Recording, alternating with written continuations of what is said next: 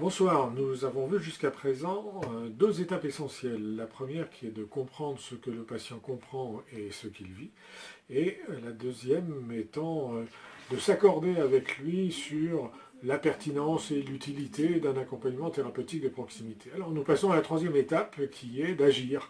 Agir, c'est définir ensemble, le patient et le médecin, le quoi, le comment, le quand et le où. Alors on va commencer par quoi. Quoi, c'est choisir avec le patient ce qui peut être utile à apprendre pour, dans une optique de l'accompagner. Alors, l'accompagner à quoi? L'accompagner à faire lui-même. Il ne s'agit pas de lui dire ce qu'il doit faire, mais c'est comment est-ce qu'il va construire finalement des actions pour lui-même. Alors, ce sont des objectifs qui sont très pratiques, des objectifs d'action à mettre en place dans la vie quotidienne, et pas tant des connaissances à acquérir que, par exemple, préparer un plan d'action en cas d'incident ou de menace d'incident, de manipuler des objets de traitement ou d'autosurveillance, de préparer un carnet, remplir un carnet d'autosurveillance, de réaliser des autosoins, bien sûr, d'adapter ses traitements, de s'organiser dans son quotidien, de s'organiser dans son activité professionnelle, d'informer son entourage, de transmettre les informations utiles aux professionnels de santé, les médecins, les infirmières, de trouver et utiliser les ressources personnelles qui aident, type activité physique, culturelle, sociale, dans son environnement, et puis d'informer, d'analyser des informations si on va rechercher sur Internet. Vous voyez, un ensemble finalement d'objectifs qui sont tous très très pratiques et qui aident à ce que le patient puisse faire quelque chose pour lui-même dans sa propre vie. Voilà, ça c'est le quoi. Bon. Maintenant le comment. Le comment, c'est quelles sont les méthodes qui facilitent ce type d'apprentissage, et là aussi il faut proposer des méthodes très pratiques, des techniques très pratiques, mais qui reposent très peu sur l'écrit. On avait déjà vu que l'écrit c'était quand même un problème pour beaucoup de gens qui n'arrivent pas à faire avec les informations qu'ils ne comprennent pas toujours. Alors, c'est de la manipulation d'objets, par exemple, pour l'autotraitement, pour l'autosurveillance, l'utilisation de photos, d'images, de schémas que vous pouvez établir à l'avance, voire même aller sur des sites internet qui fournissent des images. La mémorisation de consignes simples mais utiles ou de plans d'action. Et puis la préparation des essais dans la vraie vie, comment allez-vous faire et qu'est-ce que vous allez faire réellement, et ça on peut travailler dessus. Et enfin, les échanges entre pairs.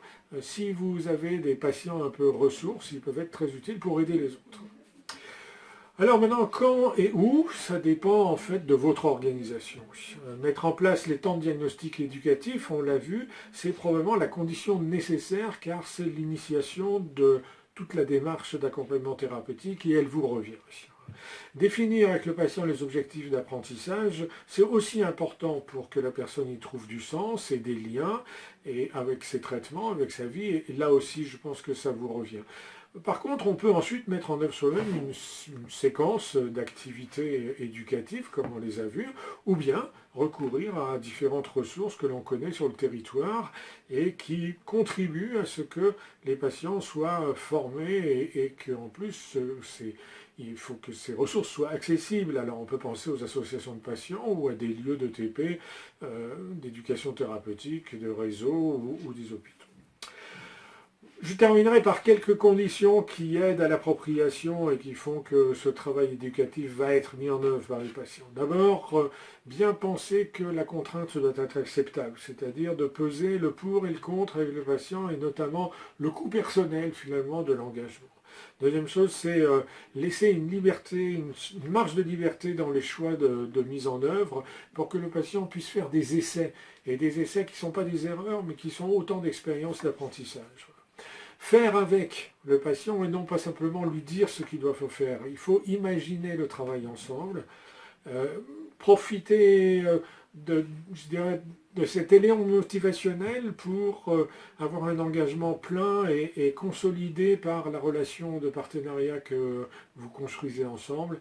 Et enfin, quand même, l'apprentissage est un processus qui est largement renforcé par le collectif, et si vous pouvez faire profiter à vos patients de lieux d'éducation thérapeutique où il y a des ateliers d'éducation thérapeutique, c'est souvent très très complémentaire de votre action.